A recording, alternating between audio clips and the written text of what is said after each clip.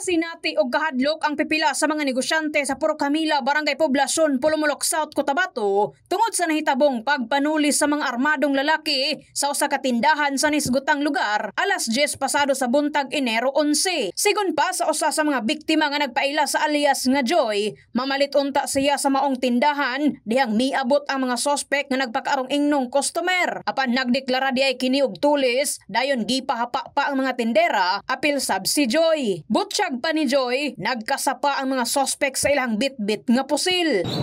Nagpanggap lang sila customer, ana. So, wala lang minagkuhan kaya binamagunsa lang. Kalit lang sila yung hold up, di dagan na ko dispikas. Yo, di ko kadagan kay gat nganan ko. Dali po ko kaya ako anak diri, sarado po naabri mo po akong tindahan.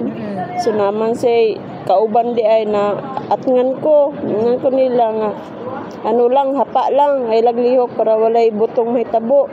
Wala na po kung naglihok Moto, dali lang po sila nawala. Wala sumala pa na abtan og 5 ka minuto ang panghitabo, paspasab nga misibat ang unom nga mga sospek, padulong sa wala matino nga direksyon, sakay sa tulo ka motorsiklo. Natangag sumala pa sa mga tulisan, ang unom ka cellphone sa mga tindera, ug sa tag-iya, lakip na ang libuan nga kantidad sa kwarta. Di mo ko siya lata kay wagin say saba jud na itabo mo gubot, do wala man gud siya. Lingaw lang siya nga ano ba. Muna siya. Tapos tingala ko na nadagi ano dra, doon to sa kuha kong pauban sa church na daw yung gano'n sa kuha kay kung in case daw nga ano, ilabay daw sa kuha yung cellphone, kung in case kuha on yung cellphone kay ilabay daw sa kuha. Huwag ko kabalo nga anak di ay. Wala man siya daw kay ginapadapalan daw sa maghilom lang daw.